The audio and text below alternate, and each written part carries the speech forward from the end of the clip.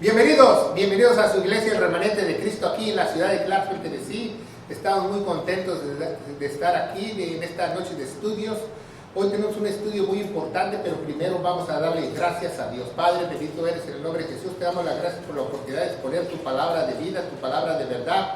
Padre, que tu Espíritu Santo nos guíe, Señor, para que nosotros podamos dar este tema que nos concierne a nosotros como cristianos, en el poderoso nombre de Cristo Jesús. Y la iglesia de Dios dice: amén. Amén. Bueno, hoy tenemos un tema muy importante en esta noche de estudios. Si usted vive en las áreas cercanas aquí en Clarksville, Tennessee, los invitamos a que usted participe en alguno de nuestros servicios. Busque de Dios mientras puede, porque quizás después sea demasiado tarde, ¿verdad? Y hoy vamos a ver un tema muy importante de cómo llegó la Biblia en español. Cómo llegó la Biblia en español. Es un tema muy importante, muy interesante, y hoy lo estudiaremos. Cómo llegaron esas Biblias a nuestras manos, ¿verdad? ¿Cuáles fueron las primeras versiones? ¿Cuándo estas fueron imprimidas? ¿Por qué? Porque cuando el pueblo hispano, el pueblo común o el pueblo tuvo acceso a estas Biblias, ¿verdad? Porque por muchos años los hispanos no tuvieron acceso a la Biblia. La mayoría de gente que tenía acceso a una Biblia era porque estaba en un convento o estudiaba para sacerdote, o era rico y tenía una copia de estas, pero el pueblo le llegó demasiado tarde estas copias de las Sagradas Escrituras. Y como cristianos debemos saber la historia de cómo llegaron esas Sagradas Escrituras. Quizás cuando usted escuche este estudio, usted le dé más importancia a la Biblia que usted tiene en su mano, a la Biblia que usted estudia, porque mucha gente sufrió mucho para que esta se lograra, y tardaron muchísimos años para que esta se pusiera a imprimir. Y vamos a verlo, ¿verdad? ¿Por qué tenemos que saber esto? Porque tenemos que, parte de un verdadero cristiano es que nosotros tenemos que saber la historia correctamente.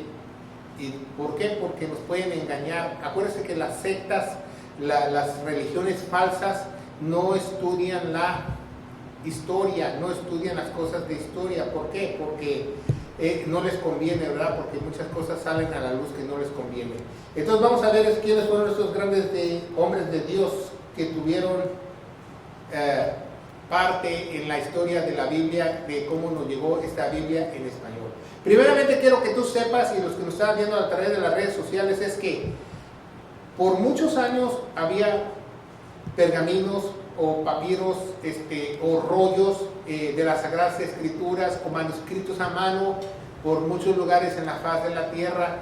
No había una Biblia, no existía una Biblia completa hasta que se imprimió la primera Biblia en el año 1425 en la imprenta de Gutenberg. ¿Quién fue Gutenberg? Un alemán, ¿verdad? Que él inventó la imprenta, y el primer libro que él imprimió fue la Biblia, ¿verdad?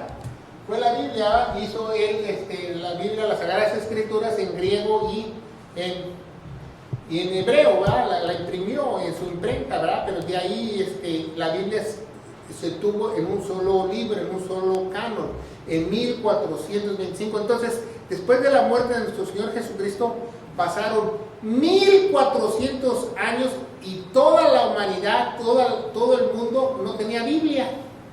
Entonces, ¿cómo en 1400 años la gente iba a estudiar las Sagradas Escrituras? No la estudió. Por eso hubo muchos años de oscuridad, muchos años de opresión. La iglesia romana tomó ventaja de eso para opresión y para ganar terreno y países y conquistar muchos lugares, si usted no lo sabe. Entonces es una historia muy verdadera que en Gutenberg en 1425 se imprimió la primera Biblia, pero esta primera Biblia no se imprimió en español. Entonces en 1400 todavía no teníamos Biblia, ¿verdad? Los hispanos. Entonces la King James se produjo en el año 1535, ¿verdad? La mayor de las Biblias que vemos hoy están edición 1611, pero la primera Biblia se imprimió en 1535. Entonces usted le vamos a echar cuenta cuántos años nos llevan los gringos conociendo la Biblia, ¿verdad? Las personas de habla inglesa En 1535 ellos ya tenían Biblia, nosotros no teníamos Biblia. 1500. No estamos hablando de 1800, 1600, 1900, estamos hablando de 1535. Y el primer traductor erudito que intentó y que empezó a hacer la Biblia en español se llamó Casidoro de Reina. Por eso la Biblia que usted conoce hoy lleva reina, ¿verdad? Aquí lo vamos a poner en un cuadrito, reina. Por eso su Biblia de hoy dice reina, porque Casidoro de Reina es el primero que empezó a traducir toda la Biblia en español. Pero en el siglo XVI, aquí pusimos el siglo XVI, o en el año 1600, ¿verdad? 1600 después de Cristo, ya había partes de la Biblia en español, pero no completa, ¿verdad? Eso se le llama la Biblia alfonsina, ¿verdad? Que desde el siglo XIII se empezó a hacer. Desde el siglo XIII, desde el año 1300, por 300 años solamente había cartas de los evangelios sinópticos, a manuscritos a mano, ¿verdad? Tenían los salmos, tenían los evangelios sinópticos, porciones del Nuevo Testamento, pero todas muy difíciles de entender porque las traducciones no eran por eruditos, eran por personas que hablaban cierto idioma y por ejemplo inglés, y trataban de pasarla al español, o hablaban griego y trataban de pasarla al español. Eso se le llama la Biblia alfonsina, porque mucha gente dice que la Biblia del Oso no es la primera Biblia, que la Biblia alfonsina es la primera Biblia, pero eso es un error, porque la Biblia alfonsina, aunque se le llamó Biblia, no era una Biblia completa, nada más eran porciones de la Biblia, como los evangelios, partes del Nuevo Testamento y los salmos. Era todo lo que tenía esta famosa Biblia alfonsina, ¿verdad? Para que usted sepa que esta Biblia estaba incompleta. Y fue traducida y mandada a imprimir por el rey Alfonso en el siglo XIII, en el año 1300, ¿verdad? ¿Cuántos años habían pasado ya desde que Gutenberg hizo la imprenta? 1425 hasta el año 1300.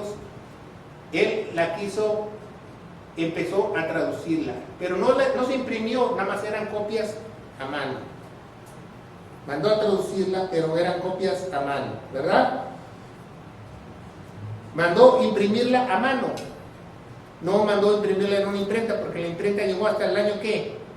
1400, ¿verdad? ¿Se fijan? Muchos monjes llegaron a leer la Biblia alfonsina. ¿Como quién? Como Lutero. Bueno, Lutero no era un monje. Mucho ojo, ¿eh? Lutero era un ¿qué? Fraile.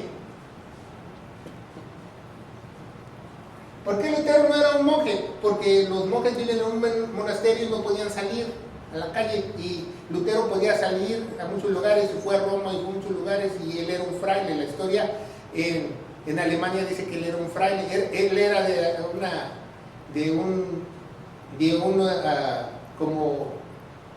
una orden, se llaman, de frailes.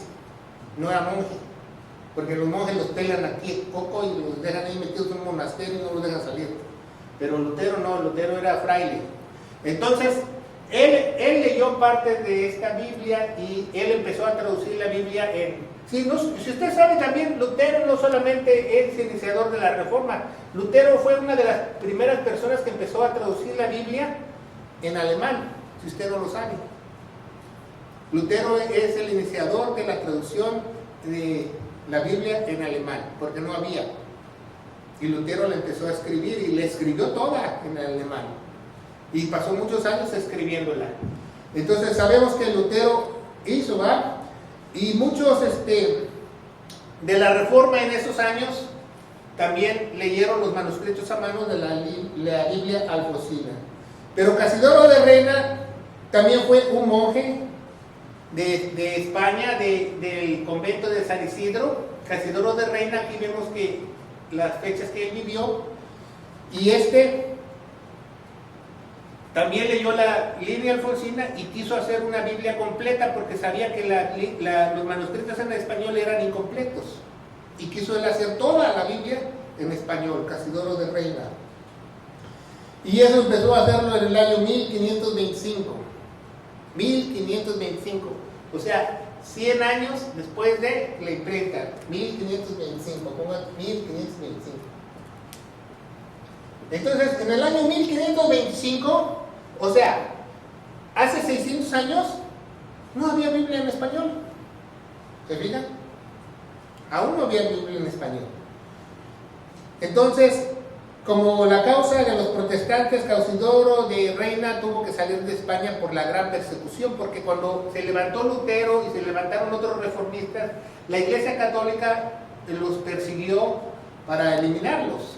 Entonces muchos de estos protestantes se tenían que mover de un país a otro. Por ejemplo, Casidoro de Reina, él se fue a Suiza porque Suiza era un país santuario. No crea que nada más hay estados santuarios, antes había países santuarios como Suiza, porque la Iglesia Católica no se podía meter ahí con su Inquisición. Entonces, todos los protestantes, muchos se fueron para allá. También se fue Juan Calvino para allá. Si usted no lo sabe, se fueron huyendo por la Iglesia Romana, porque si te cachaban que querías tú traducir la Biblia en otro idioma, lo llaman de una manera muy específica los católicos, simplemente te atrapaban, te hacían un juicio ellos, y después te amarraban en un palo, y después te echaban un cerillazo, y te quemaban vivo. Entonces, Casidoro de Reina fue a salir de España por la persecución que provenía directamente de Roma, de la Santa Inquisición, para arrestar a los monjes rebeldes. Acuérdense que Casidoro de Reina fue monje, ¿verdad? Fue también católico, y sentenciarlos y culparlos de muerte en la hoguera. Se llama muerte en la hoguera. Por ejemplo, vamos a hacer nuestro amigo Juan Pérez, ¿verdad? Juan Pérez estaba en la Santa Inquisición. Entonces Juan Pérez lo amarraban en un poste, después le ponían leña, luego le echaron un cerillazo y lo quemaban. Eso se llama muerte en la hoguera, ¿verdad? Ya hasta quemamos al amigo Juan Pérez el día de hoy. Tenías un juicio para comprobar tu inocencia, pero si te consideraban culpable, te culpaban. Qué chistoso que la iglesia te culpaba por herejía cuando nadie leía la Biblia. ¿Cómo te van a culpar por herejía cuando no leían ni siquiera las Sagradas Escrituras?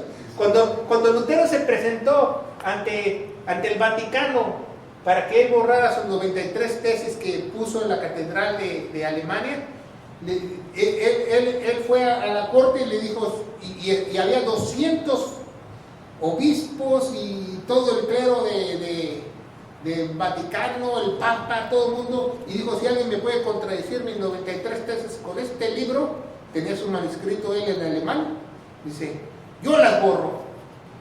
Nadie había leído la Biblia de los 200 gentes que estaban ahí. Imagínense que no traje el plumín rojo para hacerle las flamas a Juan Pérez, ¿verdad? Entonces seguimos adelante. Después Casidoro de Reina se regresa a Suiza, a la ciudad de Basilla, porque era un país santuario, pero le prohibieron predicar y predicar la palabra de Dios porque sabían que la iglesia romana lo buscaba y él se estaba escondiendo, ¿verdad? Entonces, como le prohibieron ser pastor y le prohibieron predicar la palabra de Dios y predicar el evangelio, él se enfocó a hacer la traducción en español, Casidoro de Reina. Eso se enfocó. Como ya no podía ser pastor, dijo, me voy a enfocar a traducir las Sagradas Escrituras. Entonces se entregó en cuerpo y alma para traducir la primera Biblia en español. Consiguió patrocinadores que lo ayudaban, lo supervisaban, financiamiento para producir el libro. Casidoro de Reina empezó su misión traduciendo la Biblia dirigido por el Espíritu Santo. No usó la Vulgata latina que imprimió Gutenberg en 1425. No la usó. ¿Por qué? Porque la Vulgata latina tiene una fuente corrupta, no tiene una fuente verdadera, ¿verdad? Casidoro de Reina no la usó. Casidoro de Reina usó los textos mesóricos originales y los textos resépticos griegos. ¿Cuáles son los textos recépticos de griegos, las cartas de Pablo de primera mano, las cartas de Antioquía, por eso se le llamó cristianos por primera vez. Él usó esos textos. O sea, la Biblia en español viene de una magnífica fuente, porque viene de los textos mesiánicos o masoréticos y de los textos comunes griegos, ¿verdad? Se llaman de Ernesto Rutner, ¿verdad? Esos textos. Entonces, él usó una fuente buena, y el mismo Martín Lutero hizo la traducción en alemán, ¿verdad? Casidoro de Reina se llevó, ¿sabe cuántos años para traducir la Biblia? 12 años se llevó Casidoro de Reina para traducir la Biblia. Imagínense, y hay gente que en 12 años ni siquiera la lee. 12 años para traducir la Biblia, ¿verdad? Entonces hizo una de las traducciones más confiables de las Sagradas Escrituras, que tuvo muchos errores, ¿verdad? De gramaticales y todo eso, pero Dios le puso a hacer eso en su corazón. Después estuvo muy enfermo y después no se pudo imprimir su proyecto, pero el 24 de julio de 1439 se imprimió la primera copia, ¿verdad? 1439 se imprimió la primera copia 59, perdón. 1459 se imprimió la primera copia de su versión, pero después se hicieron 2600 copias por un impresor llamado Matías, y tenía mucho miedo a imprimir la Biblia porque la Iglesia Católica lo podía quemar, porque nadie tenía derecho a traducir las Sagradas Escrituras en lenguas, ¿cómo les dicen los católicos? Lenguas vernáculas.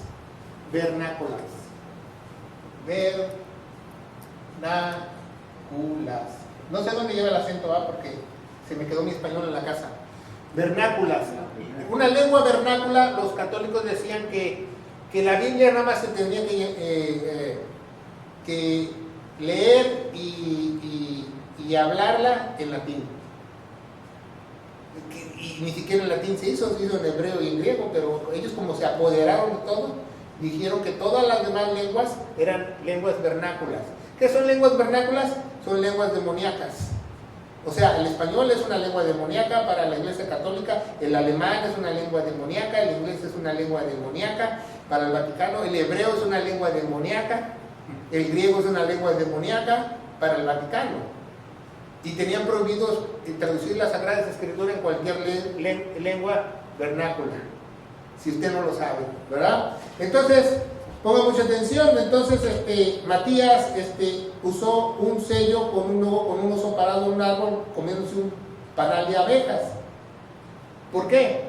Porque estaba prohibido usar cualquier símbolo religioso. O sea, tú no podías ponerle Sagradas Escrituras, podías poner Sagradas Escrituras, pero no podías usar ni una crucecita ni nada, porque todo le pertenecía al Vaticano. Hasta la cruz le pertenecía al Vaticano. Si usted ponía una cruz en un libro y el Vaticano no se lo aprobaba, agarraba la Inquisición, te atrapaba y te quemaban. Entonces pusieron este símbolo, aquí lo tengo impreso, esta es la portada de la primera Biblia en español. Si la puede la cámara enfocar, ¿verdad? Ese se llama, por eso se le quedó como la Biblia del oso. Ven que el oso está en un panal tratando de agarrar el panal, ¿verdad? Y le puso en hebreo y en griego, que son las Sagradas Escrituras. Y solamente se produjeron 2600 copias. Imagínense, 2600 copias, pues solamente para la gente rica, ¿verdad? ¿Quién más podía tener esas copias? Entonces seguimos adelante, ¿verdad? Entonces, esa primera impresión se le conoce como la Biblia del oso. En 1584 los españoles invaden la ciudad de Ambares y obligan a todos los protestantes a salir del país. Casidoro de Reina se regresa a Suiza, cerca de Frankfurt, Alemania, y también le llegan a servir como pastor de nuevo. y se pone a comerciar telas, ¿verdad? Sus últimos años de vida.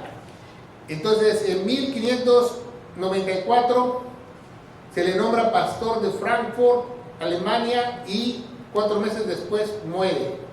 No pudo extender la Biblia por completo, sino que toda su vida se la pasó en persecución. Entonces, imagínense, cuando él tradujo la Biblia, Casiodoro de Reina, pasaron, ¿sabe cuántos? 200 años para que fuera impresa. 200 años para que fuera impresa la Biblia. O sea, él la terminó en 1525, entonces en 1725 empezaron a imprimirla. 200 años, hasta los años 1000, cerca de los años 1700 y pico, hasta los 1800 empezaron a salir esas copias, las 2600 copias impresas, fueron sacadas a la luz. Entonces llega otro personaje que se llama en 1602, aquí 1602, ¿se acuerdan? Como la Reina Valera purificada, 1602, Reina Valera 1602, llega un personaje que se llama Cipriano de Valera. Este se llama Casidoro, este se llama Cipriano de Valera. Entonces él produce la 1602 y le compone todos los errores de Casidoro de Reina, que tenía comas y puntos y todo, porque él era un mejor erudito, y por eso se le llama a la 1602 Reina de Casidoro de Reina Valera, de Cipriano de Valera, de los dos. O sea, porque él agarró los escritos de él y él los corrigió, entonces se ponen los dos apellidos, Reina Valera, de Casidoro de Reina y de Cipriano de Valera. 1602, y produce la Biblia, aquí me la enfocan por favor, que se llama del Cantarito. Esta es la Biblia 1602, la original, la Biblia del Cantarito. Pusieron una persona con un cantarito, derramando el agua. ¿Sí se ve? Esta es la Biblia de Sagrada, también la... ¿Y por qué pone el cantarito? Porque estaba prohibido poner cualquier símbolo religioso, cualquier cruz, cualquier cosa que le perteneciera al Vaticano. O sea que la cruz tenía patente, en otras palabras, en esos años. Si tú ponías una cruz o te hacías una medallita con una cruz y no estaba aprobado por el Vaticano y no pagabas impuestos al Vaticano, te quemaban. O no podías tener una cruz en una iglesia si no era de parte del Vaticano, física o impresa. ¿Ya entienden? Entonces esa se le llama la Biblia del Cantarito. Es muy importante. Cipriano de Valera imprime la segunda versión autorizada de la Biblia del Oso, llamándola la 1602, también conocida como la Biblia del Cantarito, con un logo de la primera plana, manteniendo la segunda edición oculta hasta el año 1900. O sea, en 1602 él la tradujo. ¿Y cuánto salió? ¿En los años qué? 1900. Imagínense. ¿Cuántos años pasaron? 300 años. Entonces, 200 años para Casidoro de Reina y 300 años para Cipriano de Valera. Estuvo en proceso de traducción. ¿Cuántos años? Medio siglo, 500 años. ¿Se fijan? Wow, ¿verdad? Uno dice, wow, esto es impresionante. Entonces, en 1900 se distribuye a toda Latinoamérica y España y a la Universidad de Oxford en los Estados Unidos. La Reina Valera tuvo una gran aceptación, un despertar en Latinoamérica por el protestantismo en 1907. Entonces, las iglesias empezaron en 1907 a leer la Reina Valera, las iglesias, o sea, las personas protestantes que estaban formando iglesias, ¿verdad? Las iglesias ya tardaron mucho más años para formarse, ¿verdad? Entonces vemos que no solo eso, si usted habla con una persona en su país natal, la Biblia en su país natal hispana no tiene muchos años. ¿Sabía que en los años en 1950 nadie poseía una Biblia en su casa? en 1950. Hasta los 1960 empezaron a tener ediciones en su casa. Si tú querías leer la Biblia en 1950, tienes que ir a una biblioteca, porque no podías tener acceso directo a una copia. Entonces el Vaticano hizo esta jugada. Entonces vio que los protestantes estaban usando la 1602 y imprimió la 1960 corrupta para sus doctrinas. Y puso millones de dólares para que se distribuyera a toda Latinoamérica. Entonces su 1960 la Reina Valera ya no depende de la fuente original como Casidoro de Reina y Cipriano de Valera usaron. Ya la Reina Valera 1602 está agarrada de la Vulgata Latina y de los textos de Alejandría, de la Biblioteca de Alejandría en África, una de las más grandes bibliotecas donde se encontraban muchos pergaminos y muchos papiros. Y esa fuente no es verídica. Se llaman, si no sabe usted, se llaman textos corruptos. Y ahí sacamos la 1960. Entonces, como usted ve, esa es la historia de la Biblia. Pero ponga mucha atención, entonces póngase mucha atención. En nuestros países de origen, por lo regular, hasta 1960, 65, 66, la gente empezaron a tener Biblias en su hogar. Entonces usted eche las matemáticas, ¿cuántos años tiene la Biblia en el pueblo hispano? 50 años. 50 años. Entonces, ¿cuántos años nos llevan los gringos? Que tienen la Biblia desde 1535. Y un pastor hispano nos quiere venir a enseñar.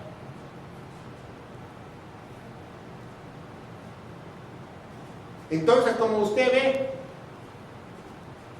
50, 60 años y les llegó una Biblia corrupta, porque no tienen la 1602. Porque si tú quieres una 1602, te vale $40, 70 dólares, depende de la edición, la más barata $40. Pero si quieres una Reina Valera de 1600, la puedes conseguir hasta en $3. 1960. Bien dicen, lo barato sale caro. Tienen más de 2.500 errores que los han hecho a propósito, han quitado doctrinas para que la Iglesia Católica ponga su conocimiento en esta, porque la corruptieron, ¿verdad? La sociedad bíblica europea la corrompió y fue pagada, y fue ¿de dónde salió el dinero? De ellos, se sabe por la historia. Entonces ponga mucha atención. Si usted es un estudioso de la Biblia y usted quiere aprender más de la Biblia, consígase una 1602 purificada para que usted tenga la palabra de Dios correctamente, ¿verdad? Porque es triste ver que mucha gente está engañada con la Reina Valera 1960. Pues como ven, mucha gente dice, y fíjese, y en estos 50, 60 años que tenemos la Reina en español, mucha gente, la mayoría de gente hispana, el 2% ha leído la Biblia. ¿Cuántos hispanos usted conoce? El 2% ha leído toda la Biblia, de todos los hispanos que hay en el mundo. Entonces, ¿dónde está la espiritualidad de los hispanos? Por eso debemos leer más la palabra de Dios, porque la palabra de Dios es vida y es la única forma que nos puede prosperar nuestra alma. Entonces, ¿se fija cómo nos llegó la Biblia en español? Entonces, si usted compre una copia buena, atesórela y tenga oportunidad de leerla, porque por 500 años ni siquiera se pudo imprimir, ¿verdad?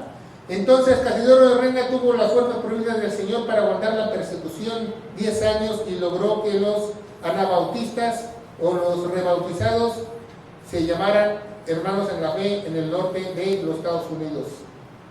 ¿Por qué? Porque hubo muchos hispanos aquí cuando vinieron también la colonia cuando vinieron los ingleses, ya había españoles aquí. y muchos se cambiaron el evangelio porque les llegó la palabra pura de los puritanos. Entonces es muy importante que usted sepa que en el norte de América los primeros pioneros llegaron con una versión buena de la palabra de Dios en inglés y en español. Entonces, ¿alguna pregunta? Entonces usted no compre una Biblia del Oso que le digan que es la original, una Biblia del Cantarito, no compre una 1602 para que usted la entienda. Si usted lee la Biblia del Cantarito no va a entender la mitad de las palabras porque usan un castellano muy antiguo. Y la del Oso mucho menos porque ahí se comen las comas y los puntos. Entonces, consígase una 1602 purificada y es la Biblia que usted tiene la fuente original de las Sagradas Escrituras, de los textos mesoréticos y de los textos de griegos comunes que salieron de las iglesias de Pablo.